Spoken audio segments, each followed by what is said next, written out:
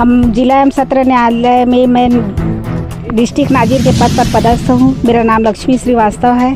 प्रथम अपर जिला न्यायाधीश के प्रकरण के न्यायालय से निष्पादन प्रकरण क्रमांक 13/11 में 1,37,06,091 रुपये की राशि कुर्क की कार्यवाही करने के लिए कुर्क वारंट हमें प्राप्त हुआ था।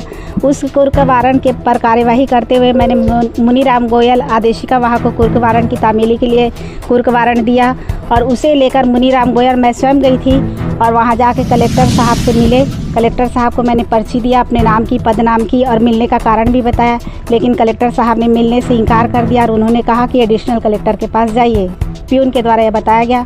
फिर हम लोगों ने एडिशनल कलेक्टर के पास गए, वहाँ बैस साहब के पास गए। उनको वारंट दिखाकर मैंने चुकता रकम मांगा और कहा कि हम कुर्क वारंट की कार्यवाही करने के लिए आए हुए हैं। उन्होंने कहा कि रुको, अभी थोड़ा देर हम बात करते हैं अपने अधिकारी से, फिर बताते हैं। फिर उन्होंने अपने अधिकारियों को बुलाया, अपने अधीनस्थ अधिकारियों को, उनसे वारंट के संबंध में पूछा कुछ जानकारी है क्या, लेकिन उन्होंने बोला कि हाँ जानकारी है, ये तो कई बार आ चुका है।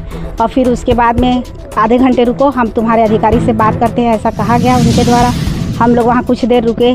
आधे घंटे के बाद, करीब 1 घंटे के बाद फिर हम उनसे पुनः जाकर मिले। फिर निवेदन किए कि सर ये कुर्क वारंट की तामीली हमें करना है, हमें प्राप्त हुआ है, तो या तो आप रकम दीजिए या तो फिर हमको अपनी कार्यवाही करने दीजिए।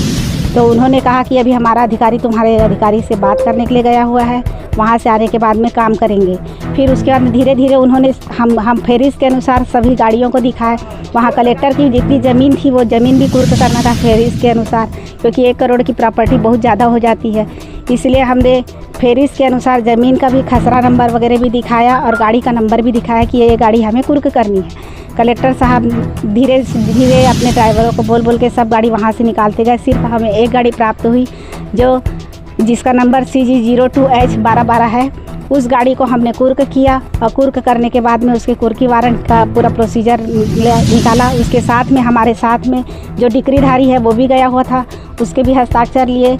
और ADM मैडम की गाड़ी थी, उनको साइन करने के लिए बोला तो उन्हें हस्ताक्षर करने से इनकार किया, चाबी देने से भी इनकार किया।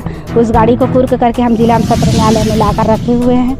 बाकी की कार्यवाही मुनीराम गोयल आदेशिका वाहक बताएगा, क्योंकि उनके द्वारा साइन करने के लिए जाने के लिए ADM मैडम के पास वही गए हुए थे और उन्होंने ADM मैडम को साइन करने के लिए बोला तो साइन करने से इनकार करके उनको धमकाते हुए भी साथ किया गया है। तो उनसे जानकारी ले लीजिए आप लोग।